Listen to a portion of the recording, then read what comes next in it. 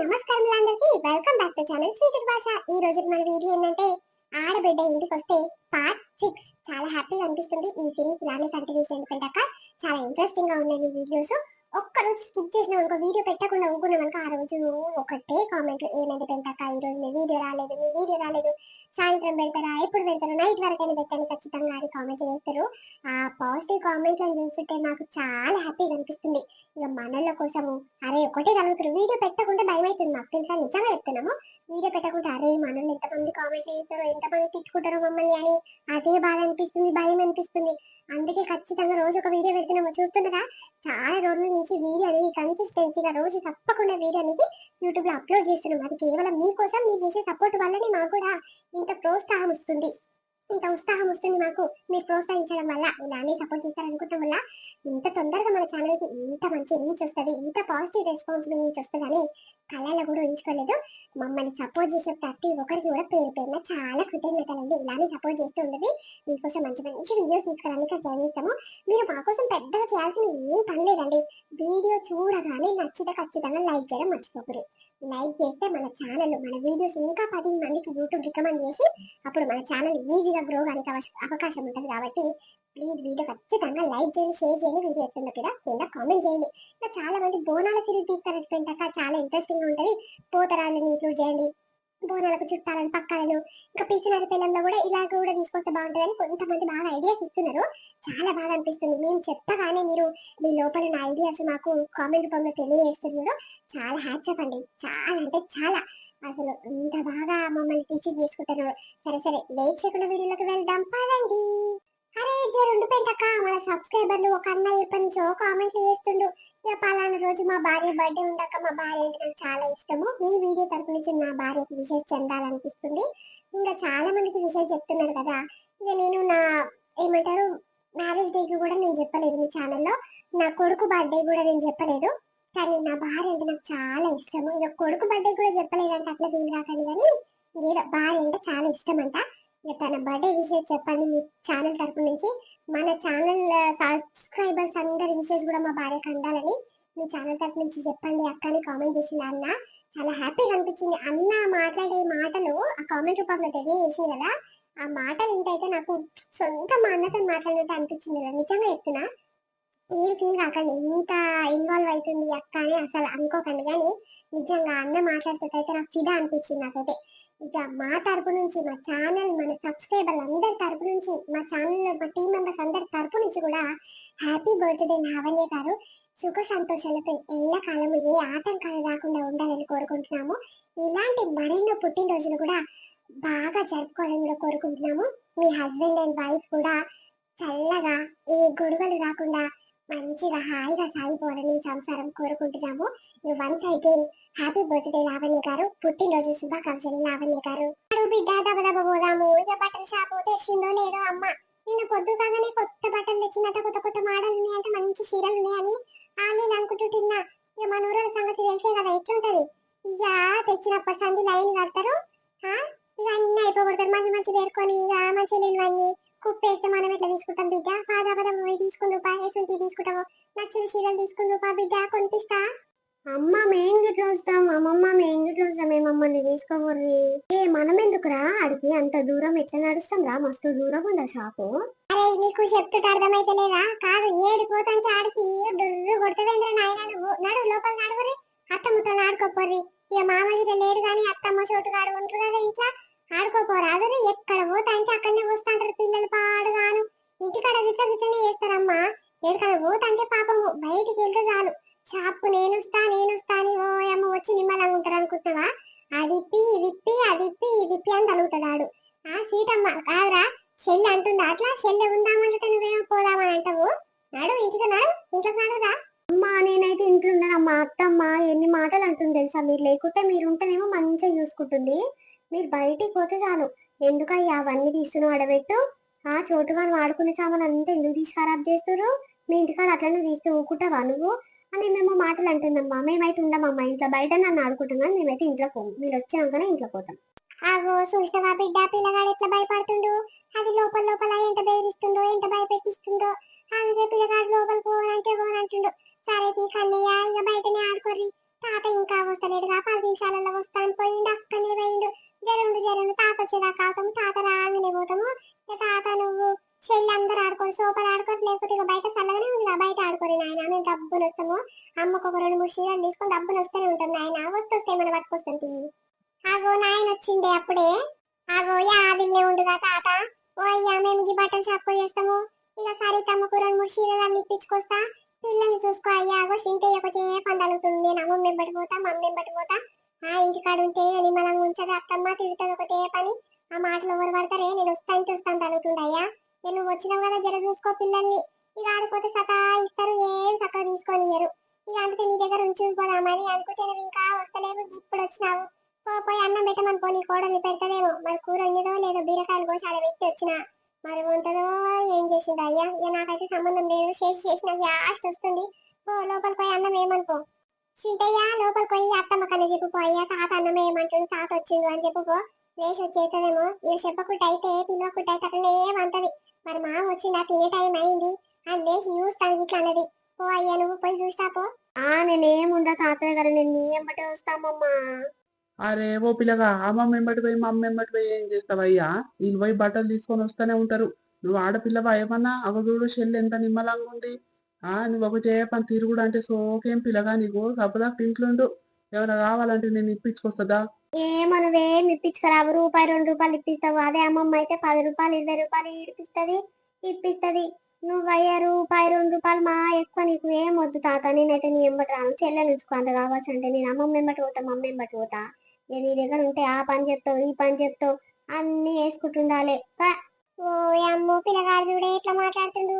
సరే తీ నాయన నువ్వు ఇంటలేవు. ఇక చెల్లెని తాత దగ్గర నుంచి నేను తీసుకోపోతాం. మరి ఆడిపోయినాక సప్పుడు సరి చేయొద్దు. అది కావాలి ఇది కావాలి అది ఇప్పి అనొద్దు. ఇక బట్టలు గిట్ల మగ పిల్లల బట్టలు ఉంటాయి అన్ని ఉంటాయి కానీ నువ్వు అది ఇప్పి అంటాను. ఇది అనుకో చూడు మంచిగా ఉండదు. మళ్ళీ ఇట్లా తీసుకోమని నేను చెప్తున్నా. ఇప్పుడే 2 జతలు తీసుకున్నా. అది సతాయించకుండా నిమ్మలంగా ఉండాలి నేను తీసుకునేదాకా. అట్లయితేనే రామాయం పెట్టి, లేకపోతే మూసుకొని ఉండి తాత దగ్గర. సరే అమ్మమ్మ ఏమనంతి. అమ్మ సీతమ్మ నువ్వు తాత దగ్గర ఉండు బిడ్డ. మా బిడ్డ మంచిదే. వస్తా నీకేమైనా కొనుక్కొస్తా బిడ్డ. ఇక మీ అన్న చెప్తున్నాడమ్మ పిల్లగాడు. ఇక నువ్వు మంచి నిమ్మలంగా ఉంటావు తల్లి. వస్తా 2 కుర్కురే ప్యాకెట్లు, ఒక థమ్సప్ బాటిల్ తీసుకొస్తా. నువ్వు తాత కూర్చొని తాగురా. పిల్లగానికి ఏం వద్దు సరే నా బిడ్డ. మంచిదమ్మా నా మన్మరాలు నా సీతమ్మ మంచిదే. సరే అమ్మమ్మ. నడు బిడ్డ దబ పోదా పూజ. మళ్ళీ అది చూసింది అనుకో మనల్ని. ఇక మనతో ఒక మనలే వస్తాంటది అది.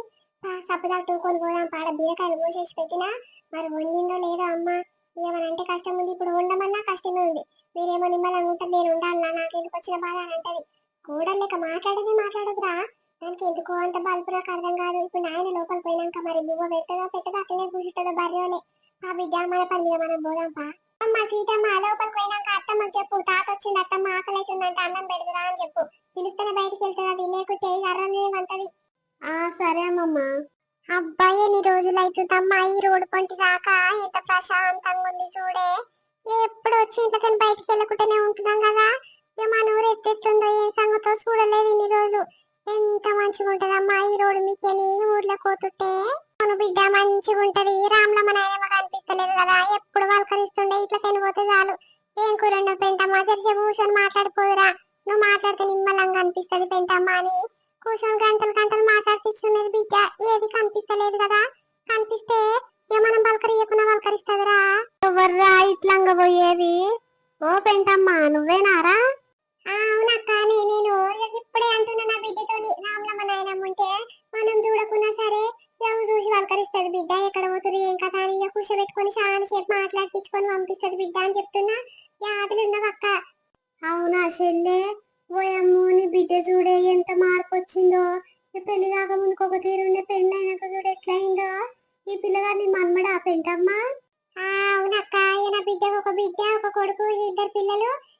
రాకొచ్చారు చాలా దినాలకు వచ్చారు అని బట్టలు ఇప్పిద్దామని బట్టలు షాప్ కొంట పోతున్నా. తిన్నావా అక్క మరి? ఏడ చెల్లె ఇంకా తినలేదు. ఇక పొద్దుగాల ఇంకా నాస్తా చేసిన. నా కోడలు ఉప్మాను ఏదో చేసింది. ఇక గట్క లెక్క ఉంది అది తిన్నా. ఇక తిన్నామని అన్నం తిన్నామని లోపలికి పోతున్నా. ఇక మీరు ఎదురయ్యారు. అట్లా నా బట్టలు ఇప్పిస్తాను పోతున్నావు. సరే పోషెళ్ళే. బట్టల షాప్ లో మంచిగా ఉన్నాయంట. కొత్త మోడల్ చీరలు తెచ్చిందంట. ఇక స్వాతి మా పేరు, బట్టల షాప్ పేరు స్వాతి అనుకుంటా. మంచి చీరలు తెచ్చిందమ్మ స్వాతి. నడువురు అని ఇప్పటిదాకానే ఒక నలుగురు వేయరు, మళ్ళా వెనకాల ఇద్దరు పోయిర్రు. అయ్యో నీ కోడలు పోయినట్టుంది చెల్లె, నేను చెప్పుదామని మర్చిపోయినా. నీ కోడలు ఆమె పక్కకు ఇంకొక ఆమె డ్రెస్ వేసుకొని పోతుంది. ఓ కోడలు ఎవర్రా, పెంటమ్మ కోడలు కాదంటే అవునవునవ్వా అనుకుంటే పోతూనే ఉంది. అయ్యో పిల్ల పిలుస్తుంటే ఇట్లా పలక కూడా దబా దబా పోతుంది అని అనుకున్నా.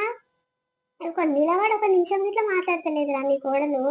సరే సరే పొరి పొరి ఏడిపోతురా అంటే పక్కన ఆమె చెప్పింది బట్టలు షాప్ కడుకోతున్నాము అంటే, అరే కొత్త బట్టలు ఇట్లా తెచ్చినట్టుంది, మంచి మోడల్ ఉన్నాయి అంటే, సరే సరే పొరి పిల్ల తెచ్చుకో పొరి అని అన్న చెల్లి.